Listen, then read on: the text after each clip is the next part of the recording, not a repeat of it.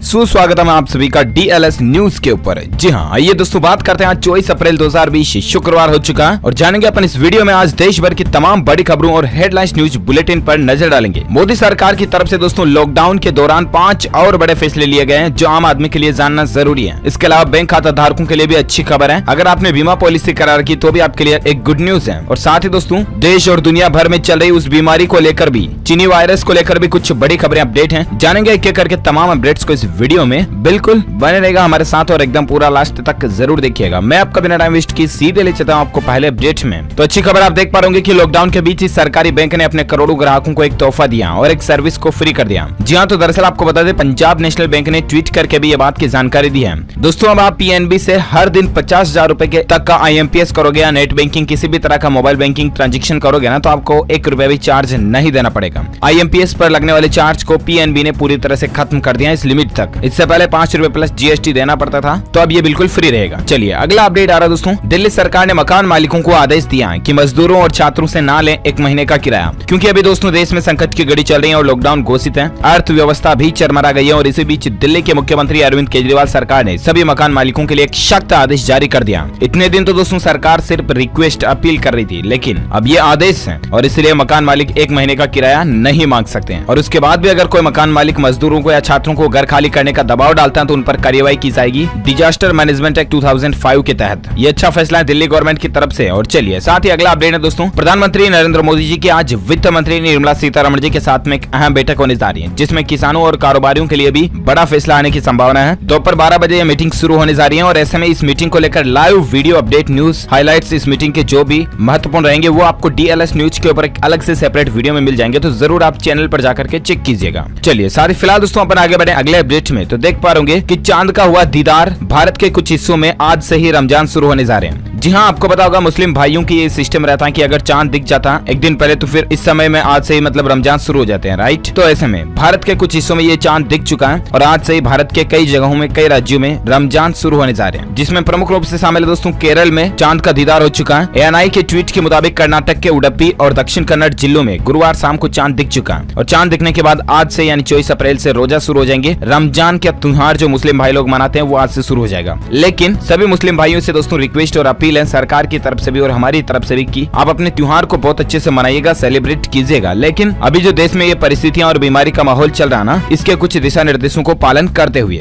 Social distancing जरूर बनाए रखें, एक साथ ज्यादा भीड़ में इकट्ठे ना हो। इसके अलावा जहां तक हो सके घरों में ही रहकर इबादत करें और लॉकडाउन का पूरी तरह से पालन करें। चलिए साथ ही फिलहाल अगला अपडेट आ रहा दोस्तों कि सरकार ने जुलाई 2021 तक सभी सरकारी कर्मचारियों और पेंशनर्स का महंगाई भत्ता नहीं बढ़ाने का फैसला किया। जी हाँ, तो लॉकडाउन के कारण देश में जो स्थितियां बनी इसी को लेकर सरकार ने फैसला लिया और जुलाई 2021 तक के लिए महंगाई भत्ता DA वगैरह में बढ़ोतरी नहीं होगी। कैबिनेट में महंगाई भत्ता में 4% बढ़ोतरी करने का फैसला किया था, लेकिन अब इसका फायदा सरकारी कर्मचारियों को नहीं मिलने वाला है। चलिए साथ ही अगला अपडेट है कि आम आदमी को एक बड़ी राहत मिली है। अब दोस्तों किस्तों में बीमा प्रीमियम का भुगतान हो सकेगा। जी हाँ, IRDA यानी कि भारतीय बीमा विनियामक प्राधिकरण ने एक आदेश जारी कर दिया सभी बीमा कंपनियों के लिए कि अब बीमा पॉलिसी धारक जो है ना वो एक साथ किस्त देने में अगर कैपेबल नहीं है तो वो अब किस्तों में किस्त दे सकते हैं। मतलब बीमा प्रीमियम की राशि भी और किस्तों में दे सकते हैं। यानी कि अगर 6 महीने के आप 6,000 रुपए जमा करवाते हो तो एक साथ 6,000 नहीं बल्कि आप महीने के 1,000 जमा करवा सकते हैं। इस तरह का सिस्टम अब आपको इंश्योरेंस प्रीमियम में मिलने लग जाएगा। चलिए साथ ही अगला अपडेट आ रहा है कि रमजान शुरू होने से पहले दोस्तों दुबई में देखिए गवर्नमेंट ने कितने अच्छे सख्त कानून लागू किए हैं। 10 से ज्यादा लोगों के जमा होने पर भी पाबंदी लगा दी है। रमजान का महीना शुरू होने जा रहा है और इस्लामिक देशों की मुश्किलें बढ़ गई हैं और इसी बीच दोस्तों दुबई सरकार ने गाइडलाइंस जारी कर दी हैं। सोशल डिस्टेंसिंग रखना जरूरी होगा, एक जगह जमा होकर नमाज पढ़ने पर भी रोक है। घर पर रहने वाले लोग घर में ही एक साथ नमाज पढ़ सकते हैं। जरूरी होने पर ही घर से बाहर निकले, बाहर निकलने पर मास्क लगाना जरूरी होगा। ये कुछ रूल्स लागू किए गए दोस्तों दुबई कंट्री के अंदर। और साथ ही फिलहाल अगला अपडेट आप देख पा रहे होंगे घर खरीदारों को LIC कंपनी की तरफ से एक बड़ा तोहफा मिला है। होम लोन की ब्याज दर में कटौती हो चुकी है। जी हाँ दोस्तों, LIC हाउसिंग फाइनेंस जो है ना उसने अपने होम लोन की ब्याज दरों में कटौती कर दी है। सिविल स्कोर 800 या उससे अधिक होने पर 7.5% सालाना ब्याज दर पर ही लोन दिया जाएगा, जो कि पहले 8.10% था तो उसको अब 7.5% कर दिया। यानी कि LIC हाउसिंग फाइनेंस के जरिए अगर अब आप घर पर लोन वगैरह लेते हो तो आपको महीने की किस्त कम चुकानी पड़ेगी और रेटें भी कम रहेगी, ब्याज भी कम चुकाना पड़ेगा। साथ ही अगला अपडेट है कि दोस्तों क्या 3 मई तक टेलीकॉम डिपार्टमेंट ने सभी मोबाइल यूजर को इंटरनेट फ्री में दिया है। ऐसी अफवाहें और सोशल मीडिया पर आपने खबरें चर्चाएं देखी होगी, क्योंकि आजकल व्हाट्सएप वगैरह पर इस तरह का एक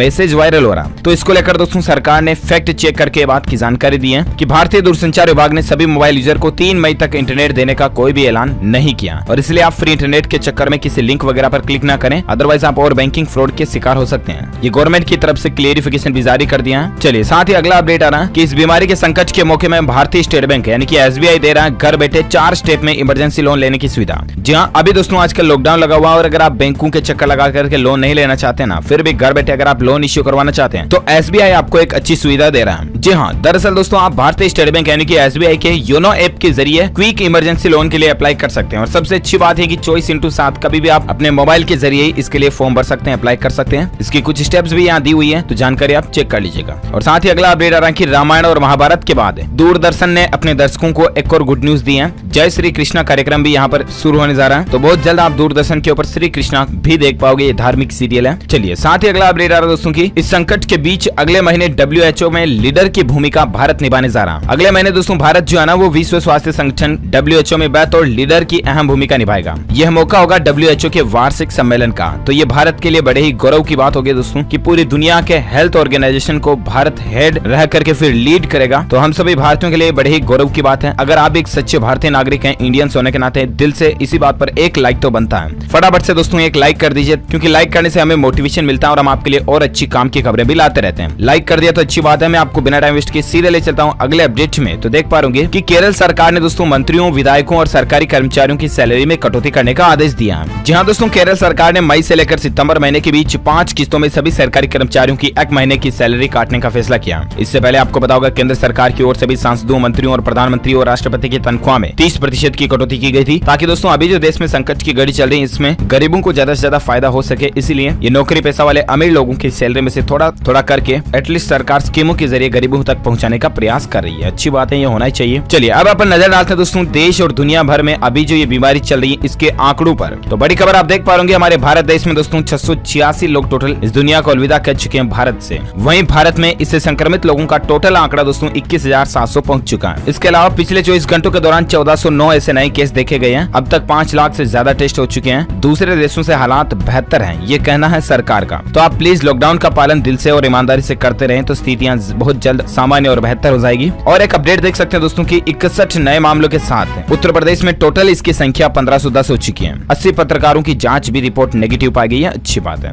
साथ ही अगला अपडेट देख सकते हैं कि झारखंड में बिगड़े हालात, 24 घंटों में 8 नए मामले देखे गए दोस्तों। अब तक टोटल झारखंड में 54 संख्या हो चुकी है। साथ ही एक और अपडेट देख सकते हैं कि मध्य प्रदेश इंदौर में जो हालात बहुत ज्यादा गंभीर चल रहे हैं ना, वहाँ टोटल अब तक 945 पॉजिटिव केस देखे गए हैं और इसके अलावा 1687 टोटल मध्य प्रदेश राज्य में संक्रमितों की संख्या पहुंच चुकी है। और एक अपडेट देख सकते हैं कि मुंबई के धारावी में भी 25 नए केस देखे गए हैं। एक और शख्स ने मुंबई से अलविदा कह दिया। और एक अपडेट देख सकते हैं कि महाराष्ट्र में 24 घंटों में दोस्तों इसके 778 नए केस देखे गए और 14 लोग हमें छोड़कर जा चुके हैं। अकेले दोस्तों मुंबई के अंदर टोटल 522 केस हो चुके हैं और कुल आंकड़ा 6427 तक पहुंच चुका है। साथ ही और एक अपडेट देख सकते हैं कि दर्जन देशों ने भारत से खरीदी थी हाइड्रोक्सी क्लोरोक्विन की दवाई। करोड़ों रुपए की दवाइयां दोस्तों भारत ने मदद के तौर पर इस मुश्किल की घड़ी में दी है। इससे पता चलता है कि भारत आखिर कितना दयाशील देश है और ये दुनिया को भी बात समझ में आ चुकी है। चलिए साथ ही अगला अपडेट आ रहा है दोस्तों की अमेरिका में दोस्तों पिछले 24 घंटों में 1738 लोग जो है वो बाय बाय कह चुके हैं इस दुनिया को। वहीं आंकड़ा 46,000 के पार पहुंच चुका है टोटल अमेरिका देश से इस दुनिया को अलविदा कहने वाले लोगों का। इसके अलावा दोस्तों टोटल तो 8.5 लाख से भी ज्यादा लोगों की संख्या अमेरिका में इस बीमारी से संक्रमितों की पहुंच चुकी है। और साथ ही फिलहाल अगला अपडेट आ रहा है दोस्तों की संपूर्ण भारत के अगले 24 घंटों के मौसम पूर्वानुमान की बात करें तो मौसम समाचार वेदर न्यूज अपडेट के तहत आप देख सकते हैं दोस्तों की अगले 24 घंटों के दौरान भारत के पूर्वोत्तर हिस्सों में हल्की से मध्यम बारिश हो सकती है। जी हाँ, पश्चिम बंगाल, सिक्किम, तटीय उड़ीसा, केरल, दक्षिण कर्नाटक और उत्तराखंड की कुछ जगहों पर भी बारिश होने की संभावना है। जम्मू कश्मीर, लद्दाख, हिमाचल प्रदेश में भी हल्की बारिश हो सकती है। इसके अलावा राजस्थान के कई स्थानों पर बारिश होने और धूल भरी आंधी चलने की संभावना भी है अगले 24 घंटों के दौरान। चलिए साथ ही अगला अपडेट आ रहा दोस्तों हैदराबाद में मोबाइल टेस्टिंग लैब खुल चुकी है। DRDO ने इस बीमारी की जांच के लिए एक नया स्टेशन भी खोल दिया। यहाँ पर अच्छी बात है, हैदराबाद के रक्षा के क्षेत्र में रिसर्च करने वाली संस्था जो है DRDO, उसने इसको लेकर एक टेस्टिंग लैब तैयार किया है। साथ ही अगला अपडेट है कि कच्चे तेल में भारी गिरावट के बावजूद दोस्तों हमारे भारत के इन 2 राज्यों में 6 रुपए तक पेट्रोल डीजल महंगा हुआ है और इसके पीछे वजह है दोस्तों अभी जो देश और दुनिया में ये महामारी चल रही है यही है। तो दरअसल बात कुछ यूं है कि कच्चे तेल में गिरावट के बावजूद असम और मेघालय इन 2 राज्यों की सरकारों ने पेट्रोल और डीजल पर टैक्स बढ़ा दिया। ये सरकार इस बीमारी के द्वारा हुए नुकसान की भरपाई के लिए टैक्स बढ़ा रही है। असम में अभी पेट्रोल का भाव 71 से बढ़कर सीधा 77 रुपए कुछ पैसे पहुंच चुका है। वहीं डीजल 65 से सीधा 70 पहुंच चुका है और ये नई रेटें दोस्तों आज आधी रात से लागू हो चुकी हैं। इसके अलावा मेघालय में भी पेट्रोल का भाव 74 कुछ पैसे और डीजल 67 कुछ पैसे पहुंच चुका है। चलिए साथ ही फिलहाल अगला अपडेट आ रहा है कि इस बीमारी को लेकर देख सकते हैं कि सिलेंडर वाला आएगा तो 4 बातें भी सुनाएगा,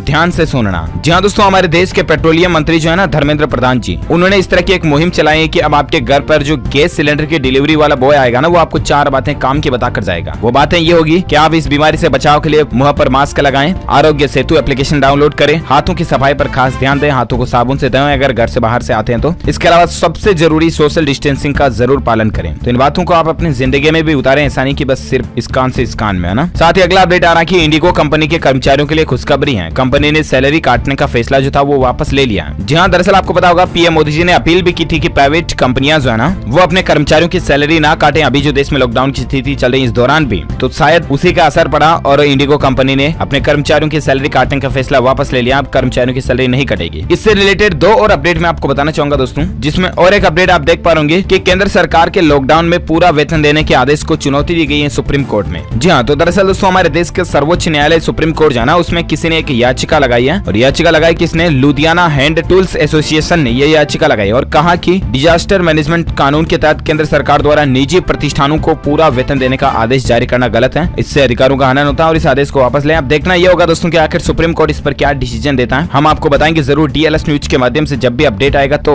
फिलहाल दोस्तों अपन बात करें अगली नेक्स्ट खबर की, तो देख पा रहे कि अगर किसी कंपनी में इस बीमारी से संबंधित पॉजिटिव आदमी मिलता है ना, तो कंपनी पर कोई भी आपराधिक मामला दर्ज नहीं होगा। ये सरकार की तरफ से क्लियरिफिकेशन किया गया है। केंद्रीय मंत्री प्रकाश जावड़ेकर की तरफ से कहा गया है कि ऐसा कोई भी कंपनी पर सख्त कानून नहीं होगा। और साथ ही अगला अपडेट है कि जर्मनी में अब शुरू होगा इस बीमारी को लेकर वैक्सीन का ह्यूमन ट्रायल। पिफिजर और दोस्तों बायोनटेक जो है ये मिलकर के ह्यूमन ट्रायल करने जा रही है मानव पर, और बस भगवान ईश्वर करे जल्द से जल्द इसका वैक्सीन टीका मिल जाए तो मानव जाति के लिए अच्छा होगा। और साथ ही अगला अपडेट देख पा रहे कि सरकार दोस्तों एक टेलीफोनिक सर्वे भी करवा रही है। हमने आपको कल भी बताया था, लेकिन आप में से फिर से भाई लोगों ने पूछा तो मैं आपको बता दूं दोस्तों, आजकल आपके मोबाइल पर 1921 नंबर से फोन आ सकता है, जिसमें आपसे सर्वे पूछा जाएगा क्या आपके आसपास ऐसे लोग हैं या नहीं है, आपके लक्षण क्या है, आपको सर्दी खांसी जुकाम हो रहा है या नहीं है। तो जो भी सही ऑप्शन हो वही आपको 1 दबाना, 2 दबाना, जो भी आपको कहती है ना मशीन वो आपको दबाना है और इस सर्वे में हिस्सा लेना आपको, ठीक है। सरकार इस तरह का सर्वे करवा रही है अलग अलग जनों के फोन करके। हो सकता है आपको कॉल आ चुका हो या नहीं आया तो आ भी सकता है, ठीक है। अगला अपडेट है दोस्तों, बिहार सरकार की तरफ से भी एक आदेश जारी कर दिया गया है। बिहार राज्य में अब मास्क लगाना अनिवार्य हो चुका है और अगर आप इस नियम का उल्लंघन करते हैं तो आप पर सख्त कानून कार्रवाई की जाएगी। ये अच्छी बात है। और साथ ही अगला अपडेट आ रहा है कि राजस्थान सरकार जो है वो कोबास 8800 मशीनें खरीदने जा रही है, जिससे कि इस बीमारी की जांच में और तेजी आएगी। ये राजस्थान के चिकित्सा व स्वास्थ्य मंत्री डॉक्टर रघु शर्मा ने बातें बताई है कि राजस्थान के मुख्यमंत्री अशोक गहलोत की 10,000 जांच प्रतिदिन करने की सोच की ओर राजस्थान तेजी से बढ़ रहा है और इसलिए सरकार का यह फैसला है। साथ ही अगला अपडेट है कि मध्य प्रदेश में स्कूलों में 1 मई से लेकर 7 जून तक गर्मियों की छुट्टियां घोषित हो चुकी हैं। लॉकडाउन के कारण कैलेंडर को बदला गया। अच्छा, साथ ही अगला अपडेट देख सकते हैं कि ग्रीस जो कंट्री है ना, वहां पर भी दोस्तों लॉकडाउन को 4 मई तक बढ़ा दिया गया। वहीं तुर्की ने ब्रिटेन को पीपीई की मदद से सबको चौंका दिया। तो ये अंतर्राष्ट्रीय अपडेट्स चले कुछ।